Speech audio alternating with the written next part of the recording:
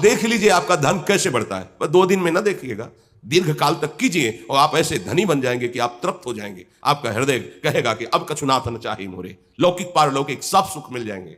पर दिशा हमारी गलत हो गई। धनी बनना चाहते हैं लेकिन दूसरों को लूट के, दूसरों को दुख पहुंचा के, दूसरों की हिंसा करके। ये कोई धन कमाने का, सुखी होने का तरीका है?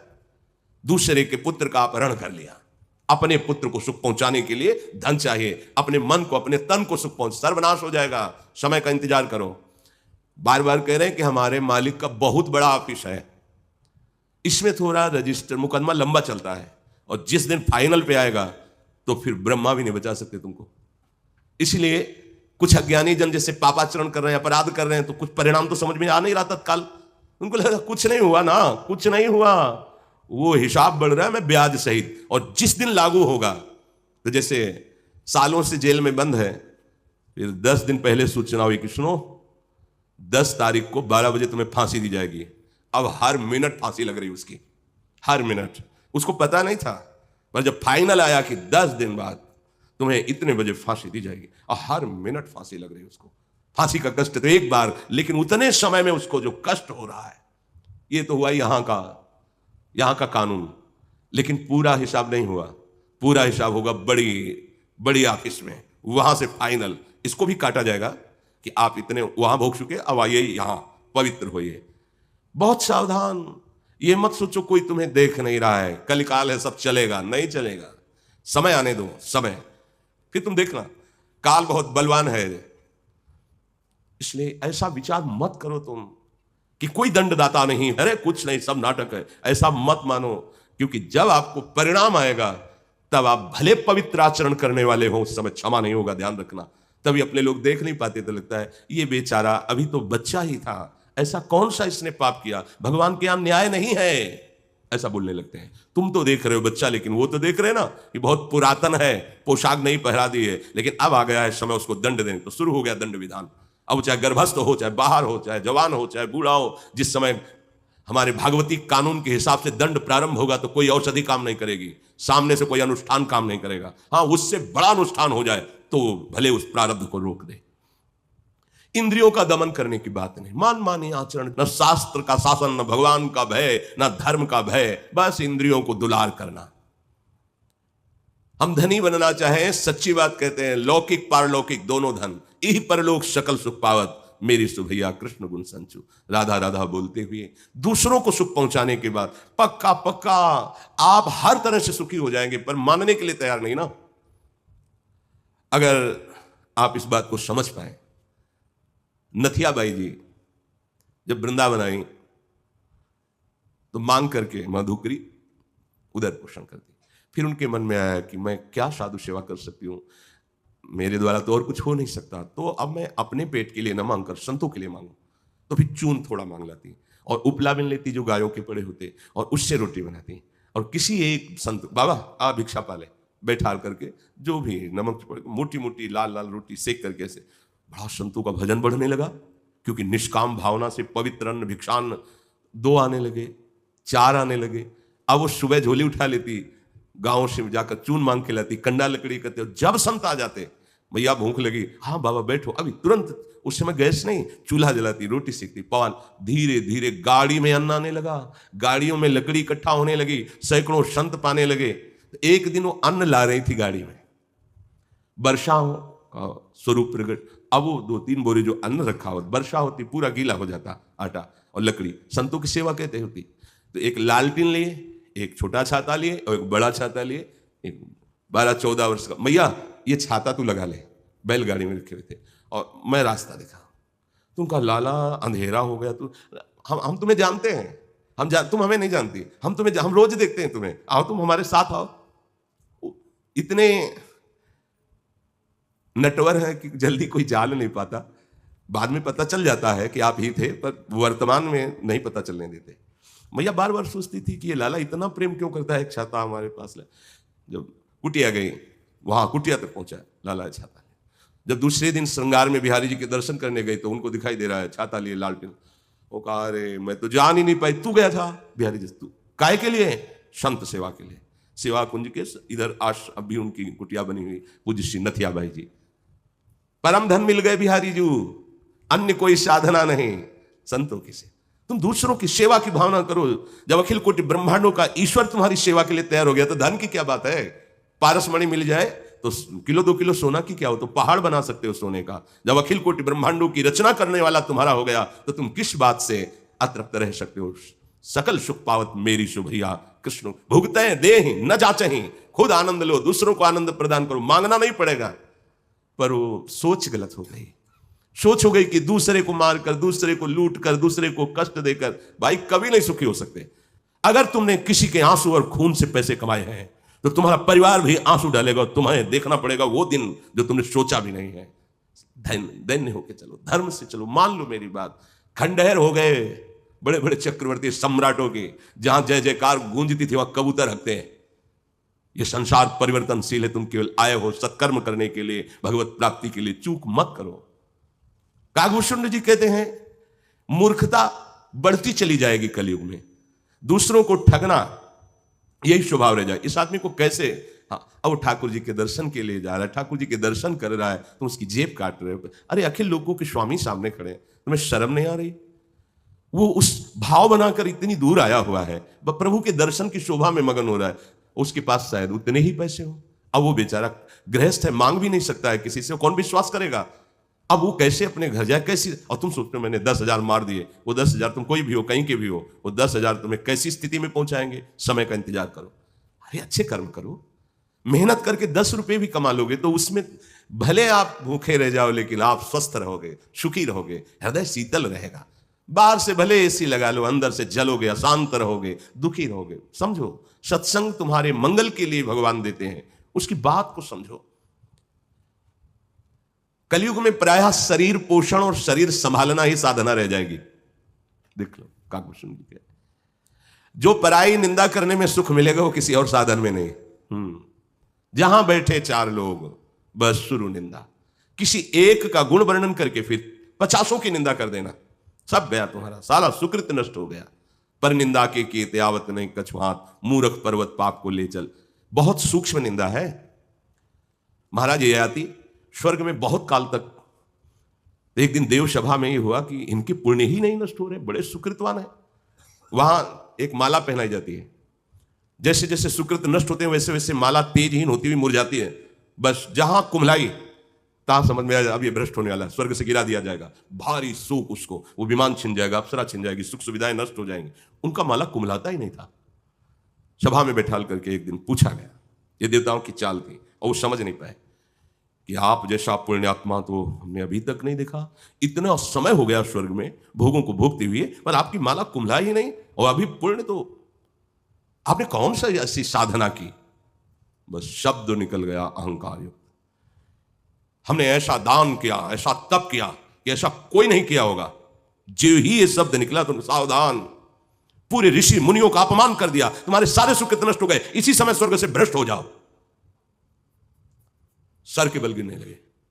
तो उनका आप देवता परम कृपालु हो, ऐसी कृपा करना कि जहां संत महात्मा हो वहां मुझे गिराना, तथास्तु ऐसा ही हो। तो महाराज शिव बड़े बड़े महापुरुष वहां विराजमान थे। देखा कि तेजों में जैसे तारा टूटता है ना, कोई आ रहा है, तो उनका ये तो कोई स्वर्ग से भ्रष्ट हुआ पुरुष है। तो बोले क्या हम लोगों की दृष्टि में पड़ते हुए ये फिर दुर्गति को प्राप्त होगा। तो उनका मैं अपने सुकृत प्रदान करता हूं, तुम वहीं रुक जाओ। वहीं रुक गए, सबने सुकृत प्रदान किया, एक क्षण में फिर स्वर्ग में पहुंच गए, भूतल पर आने ही नहीं पाए। इसीलिए देवताओं ने जब, तो फिर इन्होंने भी भगवान की कृपा से, मुझे मेरी जो गलती हुई, क्योंकि साधु समागम के द्वारा अहंकार नष्ट नहीं हुआ था, इसलिए गलती हो गई। अगर मुझे साधु समागम मिल जाए तो मैं अपनी दुर्गति को रोक सकता हूं। तो इसीलिए मांगा था कि मुझे संतों के बीच में गिराना, जहां गिराना। संतों ने गिरने ही नहीं दिया। अगर हम अपनी वाणी को सावधान नहीं रखते तो बहुत जल्दी पुण्य नष्ट हो जाते हैं। हम अपने ठाकुर जी का ऐसा श्रृंगार करते हैं ना, बड़े बड़े मंदिर है ना, नहीं मर गए, तुम्हें पता क्या कर दिया, अपनी सारी सेवा का नाश कर दिया तुमने। तुलना करके तुमने अपमान कर दिया सब ठाकुर जनों का, जितने हमारे श्री विग्रह सब का तुमने, और उसको तुम भर पाओगे। बोले अब सेवा में मन नहीं लगता है, भजन में मन, पता नहीं क्या हो गया। हमने नहीं कोई अपराध, हमने तो कोई अपराध किया नहीं, ये वाणी का अपराध है। बहुत मौन रहो, सावधान रहो, बोलो तो ठाकुर का यश, संतों का यश बोलो, नाम जप करो, गुण कीर्तन करो, चुप रहो। तब सुख हरिवंश गुण नाम रसना रटत और बहुवचन अति दुखदान। कई साधक हैं ना जानते हुए भारी अपराध कर देते हैं। हाँ हम अपने गुरु की महिमा गान करेंगे, लेकिन अगर तुलनात्मक शब्द में हम बोल दिए तो हमारे गुरु ही सब रूपों में अखंड मंडलाकारम व्याप्तम चराचरम, ये बात ना जान करके तुमने निंदा कर दिया, अपमान कर दिया अपने ही गुरु का। गए आप अपनी निष्ठा से गए और इनके जैसा नहीं नहीं नहीं, यही सब रूपों में है, इनके जैसा नहीं, यही सब रूपों में है। अगर किसी की भी तुलना, बस गए आप, समझो इस बात को पकड़ लो। प्रार्थना है, वाणी को बहुत होश में कहीं किसी से तुलना करके किसी को निम्न नीच या ऐसा साबित कर दिया तो आपकी अपने इष्ट और गुरु से निष्ठा टूट जाएगी। देख लेना, कहीं भी अपराध करो दोष आपके गुरु पर जाएगा। बहुत होश में, ये परमार्थ है। यहां ना चाहते हुए भी अपराध बन जाता है। कैसे? ऐसे वाणी से। यहां तो ऐसा तो विश्व में कहीं नहीं। तुम क्या जानो कितने हृदयों में विश्व में क्या हो रहा है, भगवान को कितने प्यार करने वाले महात्मा है। ऐसे ऐसे महात्मा भगवान अधीन हुए सेवा में लगे। कोई जान पाया? ठाकुर जी वर्षों सेवा में रहे एकनाथ जी के, शिखंडिया के रूप में। जब भगवान ने जनाया तब जान पाया ना एकनाथ जी जान पाया, ना कोई जान पाया। ऐसे ऐसे महापुरुष जिनकी सेवा में भगवान लगे हुए हैं रूप बदल करके। अपने लोग एक शब्द में महाराज के सब संतों की निंदा कर देते हैं। ऐसे नहीं, बहुत सावधान, बहुत सावधान। पर निंदक जे जग मोह बगरे, दूसरों की निंदा करने वाले बहुत मिलेंगे, सावधान। उपासक समझकर मित्रता करे, समझकर वार्ता करे, नहीं तो आप करोगे नहीं, सुनोगे तो आप खाली हो जाओगे। सुनने वाले को और गान करने वाले को दोनों को बराबर फल मिलता है। भागवतिक सद्गुण या निंदा। आपराधिक बातें करोगे सुनोगे तो दोनों की एक ही गति होगी, भागवतिक बातें करोगे सुनोगे तो दोनों की एक ही गति होगी। अगर वो मंगल गति को प्राप्त हो रहा कथन करने वाला तो सुनने वाला भी उसी गति को प्राप्त होगा। ऐसे ही यदि हम पर निंदा पाप वाली बातें कर रहे हैं तो सुनने वाला जो सुन रहा है यदि कान में अंगुली डाल के नाम उच्चारण करने लगे तो बच जाएगा। मानो जैसे निंदा हो रही किसी की, राधा राधा राधा राधा राधा राधा राधा, हम सुनी नहीं रहे, बच गए। और उस सभा से अलग हो जाना चाहिए जहां संत शंभु श्री पद अपवादा कहीं सुनी तहां सुमर ज्यादा। हट जाना चाहिए सभा से, मर्यादा है। नहीं नहीं, लगे पाप गौ घात समाना, हरिहर निंदा सुने जे काना, लगे पाप। गौ हत्यारा जो दुर्गति को प्राप्त होता है, प्रभु और प्रभु के भक्त जनों की निंदा सुनने वाले और करने वाले को, दोनों को ऐसा। बहुत सावधान। कलयुग में प्रायः लोग ऐसे ही मिलेंगे जो दूसरों की निंदा करने वाले हों। देखो जो भगवत मार्ग में चल रहे हैं, बहुत संयम, जितना प्रभु बल दिए हैं उसके अनुसार वो चल रहे हैं। निंदक तो वो है, निंदा का पात्र तो वो है जो हमारा मन हमारी इंद्रियां भोगों में जा रही हैं, प्रभु से बेमुख है। इनकी हम निंदा करें अपनी और शासन करके प्रभु में लाएं। और जो प्रभु में चल रहे हैं उनमें कुछ त्रुटियां हो सकती, क्योंकि अभी प्रभु के मार्ग में चले हैं। अनंत जन्मों से तो माया का ही अनुसरण करते रहे। अगर प्रभु ने अपनी शरण में ले लिया है, इतना सुधार किया है, तो करुणा में जो कुछ छोटे मोटे दोष रह गए हैं वो भी सुधार देंगे। बड़े करुणा में है। तो आप निंदा करके अपने को नीचे मत गिराइए। आपको अगर लगता है कि ये सुधर जाए तो प्रभु से आप भी प्रार्थना कीजिए, प्रभु ये जन है अगर इसका ये दोष नष्ट हो जाए तो नाथ ये आपका दिव्य पार्षद बन जाए, प्रभु मेरा भी भजन इसमें लग जाए और ये आगे महान आपका दास बने, तो इसका भी आपको पुण्य मिलेगा। आपका भजन जो दिया ना वो कई गुना बढ़कर फल देगा। पर कोई हिम्मत वाला ही, हृदय वाला ही सोच सकता नहीं, लगे अपना भजन इनको दे दे, फिर हमारा क्या होगा।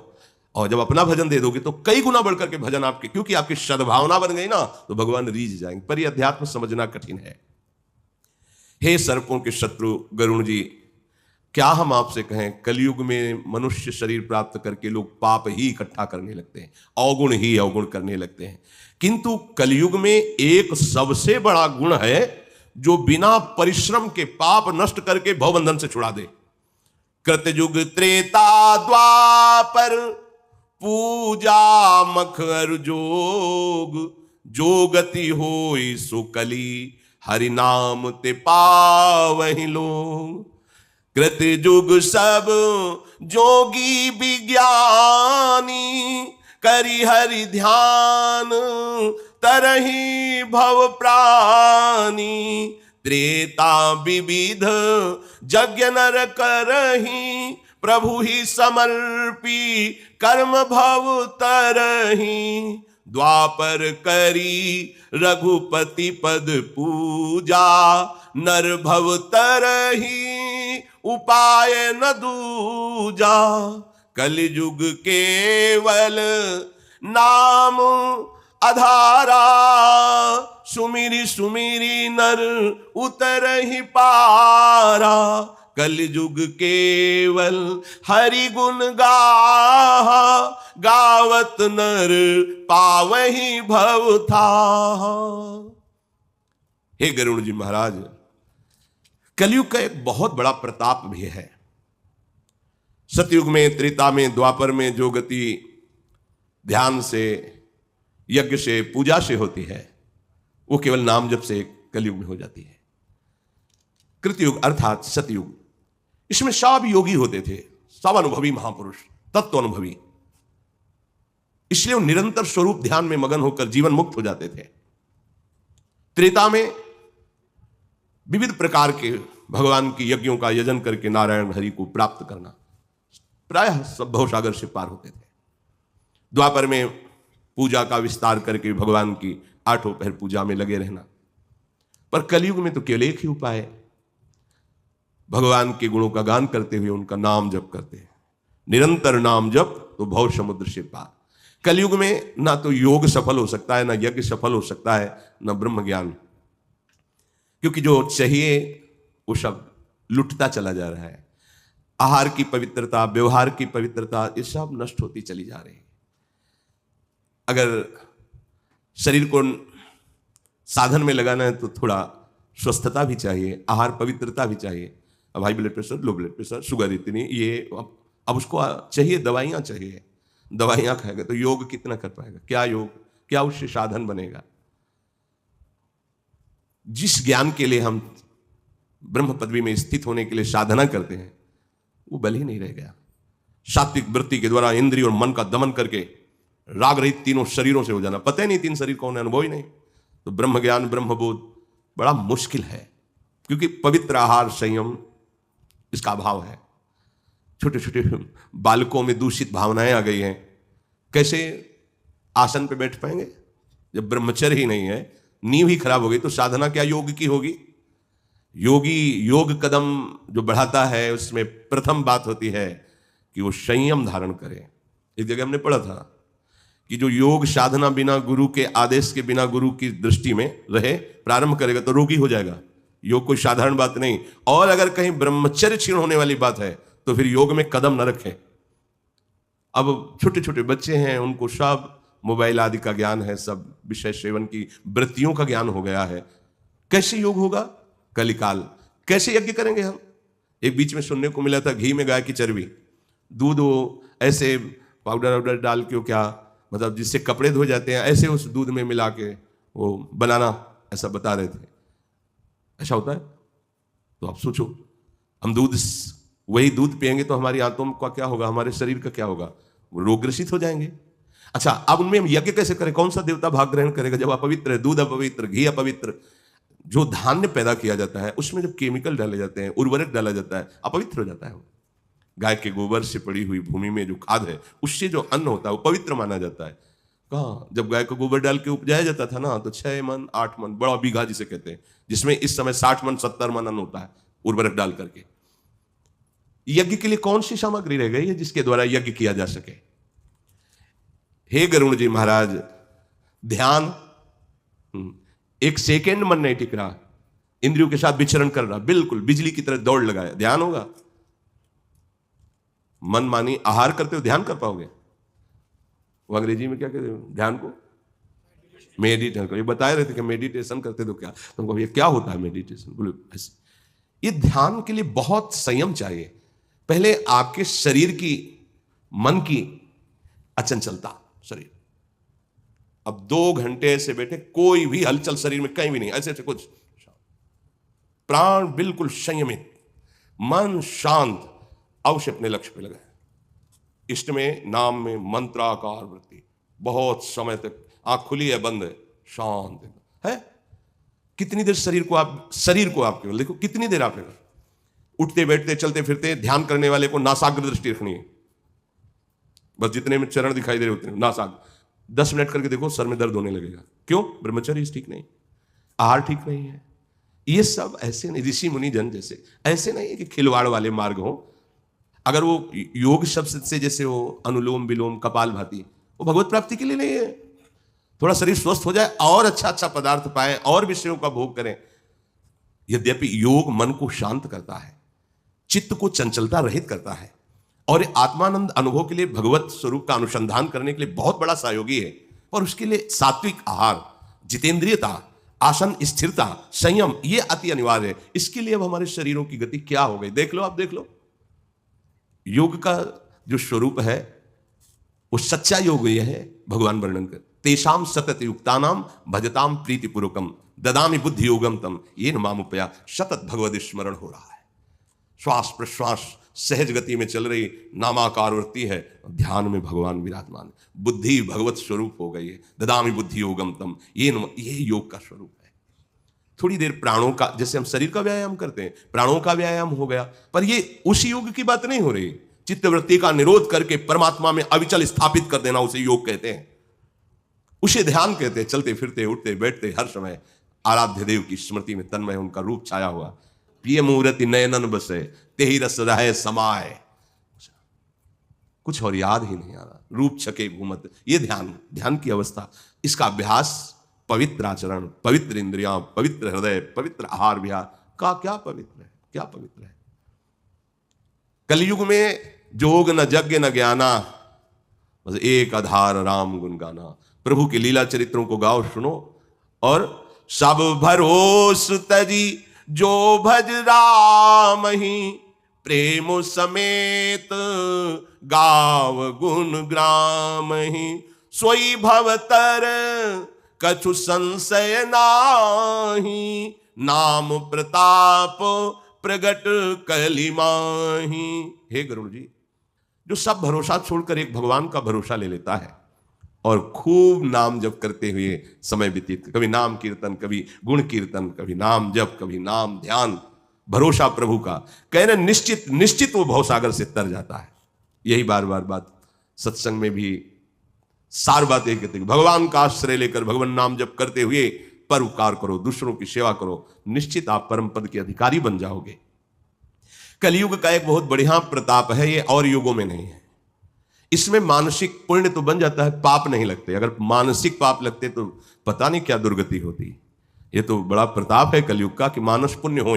पुण्य से, जैसे आप कहीं बाहर रह रहे हैं, आपको लगा कि कल चलेंगे वृंदावन, बिहारी जी कोई दर्शन करेंगे, परिक्रमा लगाएंगे और कुछ संतों को भोजन पाएंगे, और कल आपके सामने ऐसी परिस्थिति आ गई, वास्तविक आप चलना चाहते थे, वास्तविक आप करना चाहते थे और आप नहीं आ पाए, नहीं कर पाए वास्तविक, तो आपको पूरा पुण्य फल मिलेगा। वृंदावन आने का, परिक्रमा लगाने का, संतों को भोजन पवाने का पूरा मिलेगा।